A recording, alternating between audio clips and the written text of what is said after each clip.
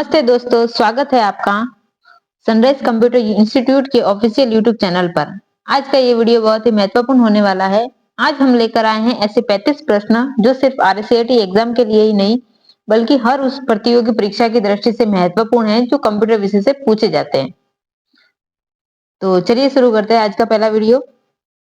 आज का पहला क्वेश्चन है हमारा, एचडीएमए में एचडी का पूर्ण रूप क्या है।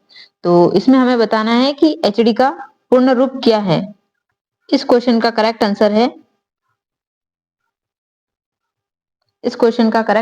Option C. ऑप्शन सी इसका राइट आंसर है। चलिए बढ़ते हैं अगले क्वेश्चन की तरफ। अगला क्वेश्चन है हमारा, निम्नलिखित में से कौन सा प्रोटोकॉल सुनिश्चित करता है कि वेबसाइट और उनके आगंतुक के बीच डेटा सुरक्षित है। तो ऑप्शन ए है HTTP, ऑप्शन बी है HTTPS, ऑप्शन सी है FTP और ऑप्शन डी है SMTP। अगर आपको इन क्वेश्चन के आंसर आते हैं तो आप कमेंट बॉक्स में जरूर बताइएगा मुझे, और अगर नहीं आते हैं तो एग्जाम से पहले आपका एक एग्जाम हो जाएगा जिससे आपके एग्जाम के लिए अच्छे से तैयारी हो जाएगी। ये क्वेश्चन बहुत ही महत्वपूर्ण है, इनको अच्छे से आप पढ़िएगा। क्वेश्चन नंबर 2 का आंसर है ऑप्शन बी। ऑप्शन बी इसका राइट आंसर है। चलिए बढ़ते हैं अगले प्रश्न की तरफ। अगला प्रश्न है हमारा, कंप्यूटर में रैम का पूर्ण रूप क्या है। रैम की फुल फॉर्म क्या है, ये इस क्वेश्चन के अंदर पूछ रहा है। ऑप्शन ए है random access memory, option B है एक्सेस मेमोरी, ऑप्शन सी है read and modify, option D है रैंडम अंकगणित मशीन।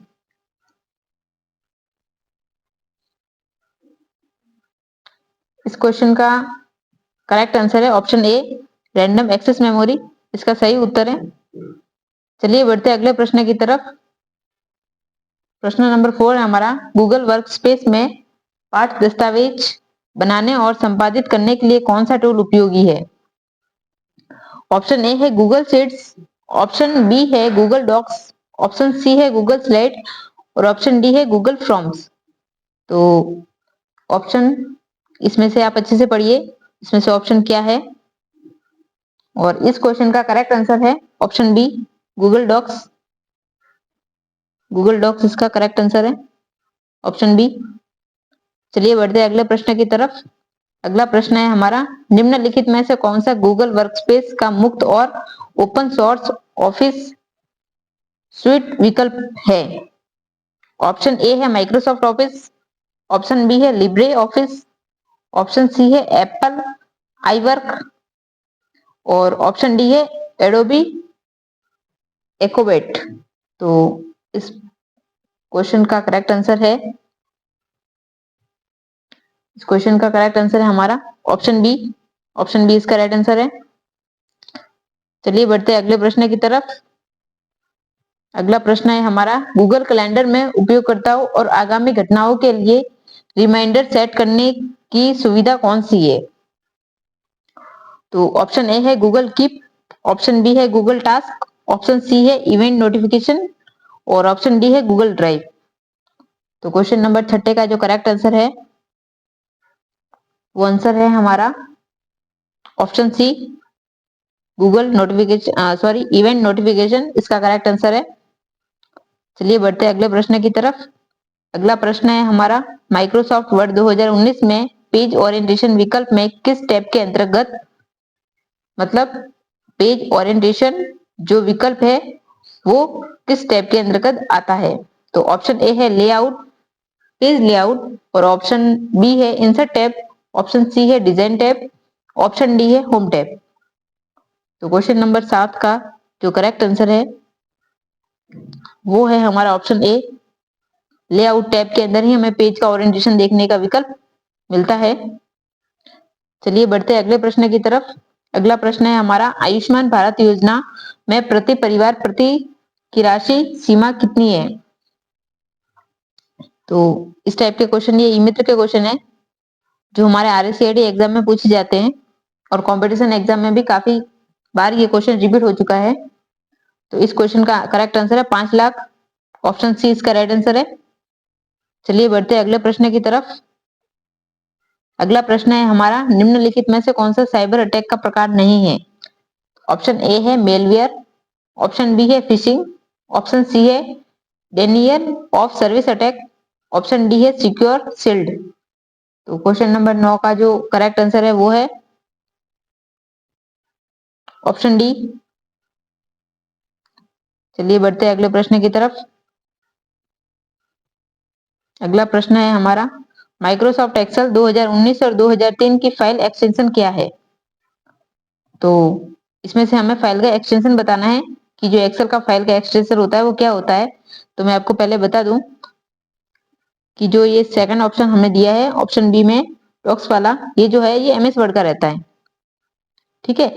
और हमें ऑप्शन ए और ऑप्शन सी और डी में से करेक्ट आंसर को चूज करना है कि इस क्वेश्चन का आंसर कौन सा है।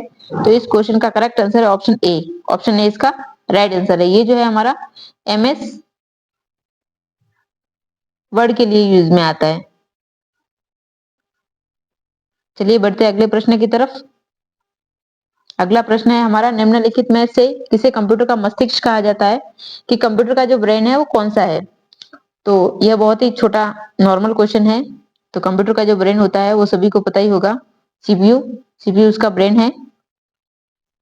सीपीयू इसका राइट आंसर है ऑप्शन बी। चलिए बढ़ते हैं अगले प्रश्न की तरफ। अगला प्रश्न है हमारा, माइक्रोसॉफ्ट एक्सेल 2019 में फॉर्मूला शुरू करने के लिए किस प्रतीक का प्रयोग किया जाता है? मतलब एक्सेल में जब भी हम कोई भी फॉर्मूला टाइप करते हैं तो वो फॉर्मूला जो है स्टार्ट कहाँ से होता है, ये इस क्वेश्चन में पूछ रहा है। तो हमारा जो फॉर्मूला स्टार्ट होता है वो होता है इक्वल से। एक्सेल में कोई भी फॉर्मूला स्टार्ट करो तो इक्वल से स्टार्ट होता है। तो इस क्वेश्चन का करेक्ट आंसर है ऑप्शन बी।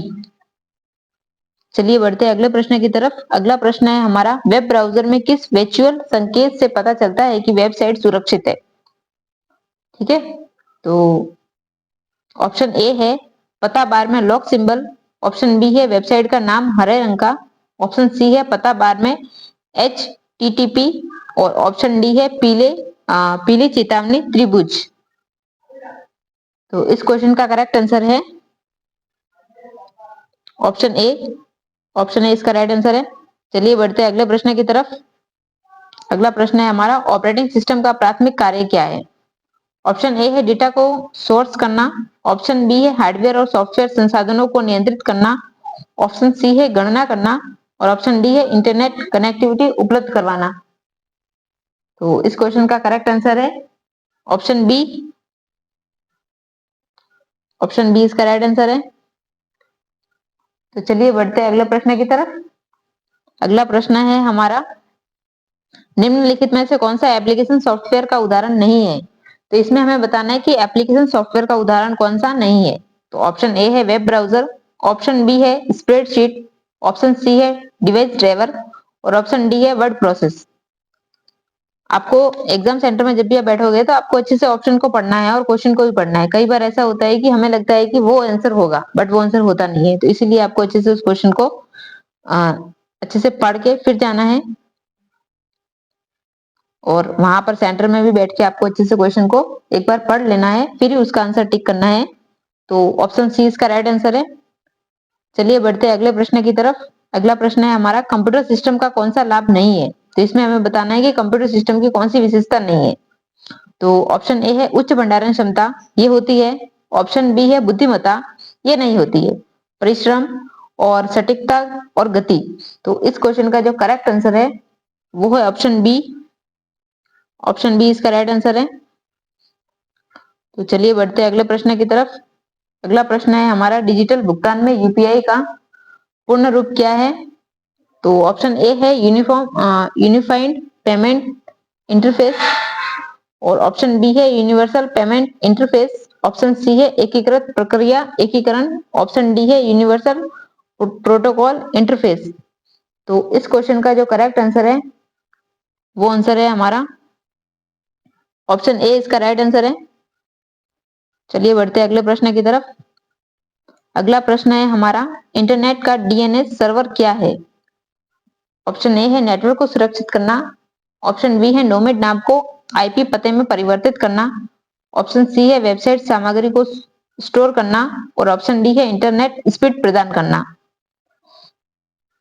इस क्वेश्चन का करेक्ट आंसर है अगर आपको इन सारे प्रश्न के उत्तर आते हैं या इनमें से किसी एक दो क्वेश्चन के भी अगर आंसर आते हैं तो आप कमेंट बॉक्स में बताइएगा कि हमें ये वाला आंसर इसका आता है।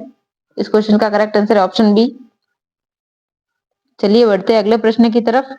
अगला प्रश्न है हमारा, भारत में साइबर अपराध और इलेक्ट्रॉनिक वाणिज्य को नियंत्रित करने वाला कानून कौन सा है? तो इसमें हमें ऑप्शन दिया है, उपयोगकर्ता संस्करण अधिनियम 2019, भारतीय दंड संहिता आईपीसी, और सुरक्षा प्रौद्योगिकी अधिनियम और कॉपीराइट अधिनियम।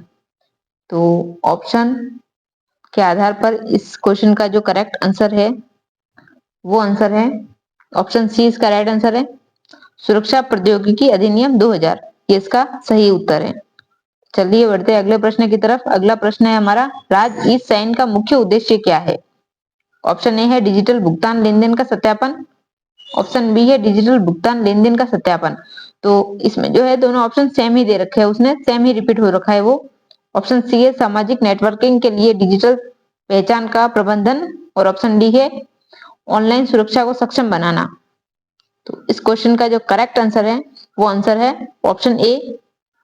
इसमें सेम ही ऑप्शन को रिपीट किया है, इसीलिए दोनों आंसर ही इसके करेक्ट हो जाएंगे। बट आपको एग्जाम में एक ही ऑप्शन को टिक करना है, एक को आपको नहीं करना है। तो चलिए बढ़ते हैं अगले प्रश्न की तरफ। अगला प्रश्न है हमारा, माइक्रोसॉफ्ट पावर पॉइंट से माइक्रोसॉफ्ट पावर पॉइंट 2019 में नई स्लाइड जोड़ने के लिए किस शॉर्टकट कुंजी का प्रयोग किया जाता है? इस क्वेश्चन में यह पूछ रहा है कि नई स्लाइड जोड़ने के लिए आपको कौन सी शॉर्टकट की का यूज करना पड़ेगा। तो ऑप्शन ए है control plus N, option B है control plus M, option C है कंट्रोल प्लस एस, और ऑप्शन डी है कंट्रोल प्लस एफ। तो पावर पॉइंट में नई स्लाइड जोड़ने के लिए हमें चाहिए कंट्रोल प्लस एम। इस शॉर्टकट की से हमारा जो है वो नई स्लाइड जुड़ जाएगी। ऑप्शन बी इसका राइट आंसर है।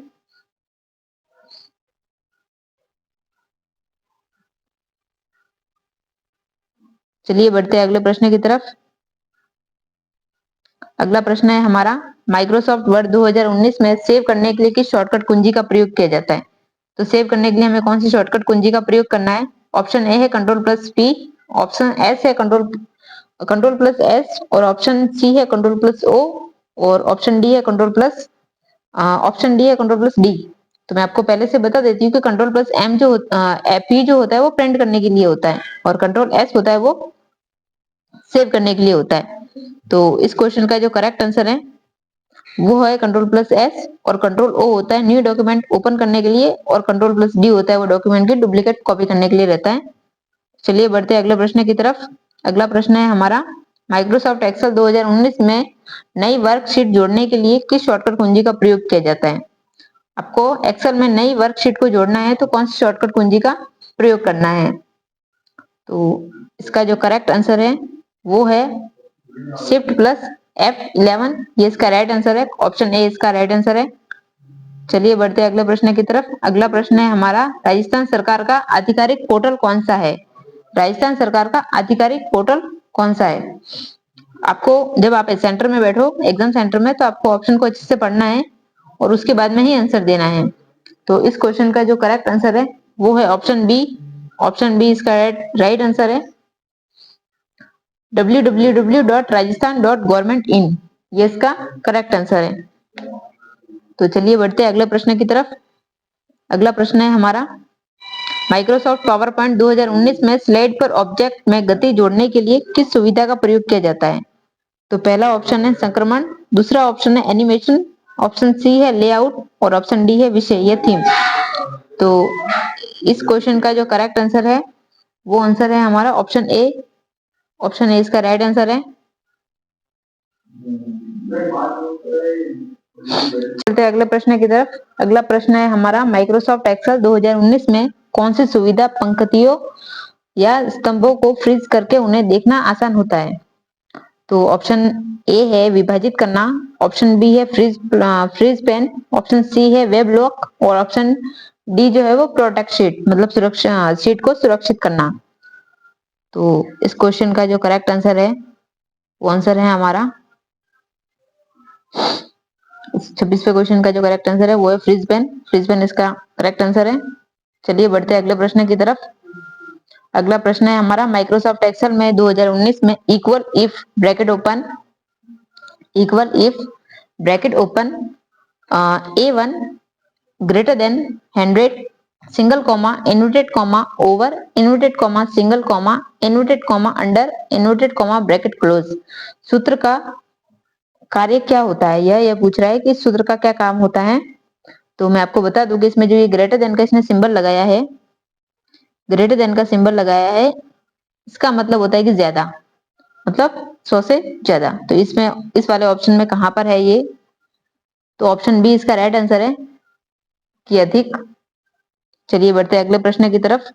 अगला प्रश्न है हमारा माइक्रोसॉफ्ट वर्ड 2019 में फाइंड एंड रिप्लेस फंक्शन का कार्य क्या है, कि फाइंड और रिप्लेस करने का काम कौन सा रहता है। इस क्वेश्चन ये पूछ रहा है कि एमएस वर्ड में जो फाइंड और रिप्लेस का फंक्शन जो होता है उसका क्या काम रहता है। तो यह वर्तनी की गलतियां ढूंढता है। और दूसरा ऑप्शन है यह पूरे दस्तावेज में एक शब्द या वाक्यांश को दूसरे में बदल देता है। ऑप्शन सी है ये दस्तावेज में व्याकरण की जांच करता है। और ऑप्शन डी है ये पाठ को बोल्ड करने का प्रारूपण करता है। तो इस क्वेश्चन का जो 28वें क्वेश्चन का जो करेक्ट आंसर है वो आंसर है हमारा ऑप्शन बी, इसका राइट आंसर है। चलिए बढ़ते हैं अगले प्रश्न की तरफ। अगला प्रश्न है हमारा माइक्रोसॉफ्ट वर्ड 2019 में डिफॉल्ट फॉन्ट और डिफॉल्ट फॉन्ट आकार क्या होता है। तो इस क्वेश्चन के अंदर हमसे पूछ रहा है कि डिफॉल्ट फॉन्ट साइज और डिफॉल्ट फॉन्ट लैंग्वेज कौन सी रहती है उसके अंदर। तो ये बहुत ही आसान क्वेश्चन है। इस क्वेश्चन का जो करेक्ट आंसर है वो है ऑप्शन सी, की जो डिफॉल्ट फॉन्ट शैली जो रहती है वो कैलिबरी रहती है और 11 जो फॉन्ट की साइज रहती है वो डिफॉल्ट साइज रहती है। हम उसको बढ़ा के कम ज्यादा उसको कर देते हैं। चलिए बढ़ते हैं अगले प्रश्न की तरफ। पावर पॉइंट 2019 में चयनित स्लाइड को डुप्लीकेट करने के लिए किस शॉर्टकट कुंजी का प्रयोग किया जाता है, कि पावर पॉइंट में स्लाइड को डुप्लीकेट करने के लिए कौन सी शॉर्टकट कुंजी का प्रयोग किया जाएगा। ऑप्शन ए है control plus D, option C है कंट्रोल प्लस ऑप्शन बी है control plus C, option C है शिफ्ट प्लस डी और ऑप्शन डी है अल्ट प्लस डी। तो ऑप्शन सी जो होता है, ऑप्शन सी जो रहता है वो कॉपी करने के लिए काम में आता है, कॉपी। और जो कंट्रोल प्लस डी रहता है वो डुप्लीकेट करने के काम में आता है। तो इस क्वेश्चन का जो करेक्ट आंसर है वो है ऑप्शन ए। चलिए बढ़ते अगले प्रश्न की तरफ। अगला प्रश्न है हमारा स्वयं पोर्टल का मुख्य उद्देश्य क्या है, इसका मुख्य उद्देश्य क्या रहता है। तो ये जो क्वेश्चन है वो जो है ई मित्र के जैसा पूछा गया है, ई मित्र वाला क्वेश्चन है ये। इसमें इसका जो करेक्ट आंसर रहेगा वो रहेगा ऑप्शन बी, निशुल्क ऑनलाइन पाठ्यक्रम, ये इसका करेक्ट आंसर है। चलिए बढ़ते हैं अगले प्रश्न की तरफ। अगला प्रश्न है हमारा माइक्रोसॉफ्ट एक्सेल 2019 में इक्वल सम। तो मैं आपको बता दूं कि जो इक्वल सम का जो फंक्शन रहता है, इक्वल सम का जो फंक्शन काम में आता है ये जोड़ने के लिए काम में आता है। इसका मतलब ये होता है जोड़ना, ठीक है, जोड़कर उसका जोड़ करना कोई भी संख्या है उसका। तो ये पूछ रहा है A1 से लेके A10 तक, मतलब A1 से लेके A10 तक जितने भी नंबरिंग दे रखे हैं उन सब का हमें जोड़ करना है। तो जो A1 और A10 दे रखा है वो सेल का एड्रेस दे रखा है इसने। तो कहां पर है ये ऑप्शन, कि जोड़ने का ऑप्शन इसमें कहां पर है। तो जोड़ने का ऑप्शन रहा हमारा ऑप्शन बी में। ऑप्शन बी इसका राइट आंसर है। ये जोड़ने करने के काम में आती है, ये औसत निकालता नहीं है, ठीक है। चलिए बढ़ते हैं अगले प्रश्न की तरफ। अगला क्वेश्चन है हमारा माइक्रोसॉफ्ट एक्सेल 2019 में टेबल इंसर्ट करने के लिए कौन सा टैब उपयोग किया जाता है। तो इस क्वेश्चन के अंदर ये पूछ रहा है कि आपको एमएस वर्ड के अंदर एमएस एक्सेल के अंदर टेबल बनानी है तो आप कौन से टैब का यूज करेंगे। तो टेबल बनाने का जो काम रहता है वो रहता है इंसर्ट टैब के अंदर, यहीं पर हमें टेबल बनाने का ऑप्शन मिलता है। चलिए बढ़ते हैं अगले प्रश्न की तरफ। अगला प्रश्न है हमारा IRCT SMS सेवा किस नंबर पर उपलब्ध है। तो ये क्वेश्चन कुछ ई मित्र के क्वेश्चन है, जनरल नॉलेज के क्वेश्चन है जो हमें आने चाहिए। कंपटीशन एग्जाम में भी इस टाइप के क्वेश्चन पूछे जाते हैं। और इस क्वेश्चन का जो करेक्ट आंसर है वो है ऑप्शन सी, 139 इसका राइट आंसर है। चलिए बढ़ते हैं अगले प्रश्न की तरफ। अगला और अंतिम प्रश्न है हमारा निम्नलिखित में से कौन सा भारत में साइबर अपराध और ई कॉमर्स से संबंधित प्राथमिक कानून है। तो साइबर अपराध और ई कॉमर्स से संबंधित प्राथमिक कानून के बारे में ये पूछ रहा है। तो ऑप्शन ए है भारत आईटी अधिनियम 2000, भारत कंप्यूटर अधिनियम 2012 और इसमें पूछ रहा है और इसमें बताया गया ऑप्शन भारत साइबर अपराध अधिनियम और भारत ई कॉमर्स अधिनियम। तो इस क्वेश्चन का जो आंसर है, करेक्ट आंसर, वो है ऑप्शन ए भारत आईटी अधिनियम 2000, ये इसका राइट आंसर है। तो आशा करती हूँ आपको मेरा ये वीडियो पसंद आया होगा और आपके एग्जाम के लिए ये काफी यूजफुल रहेगा। आपको मेरा वीडियो पसंद आया हो या और भी ऐसे वीडियो देखने के लिए आप मेरे चैनल को सब्सक्राइब जरूर कीजिएगा और आपको ये वीडियो कैसा लगा आप कमेंट बॉक्स में बताइएगा। कि ज्यादा से ज्यादा आप लोगों के साथ में शेयर कीजिएगा। लाइक शेयर कमेंट करना ना भूलें। Bye bye, thank you.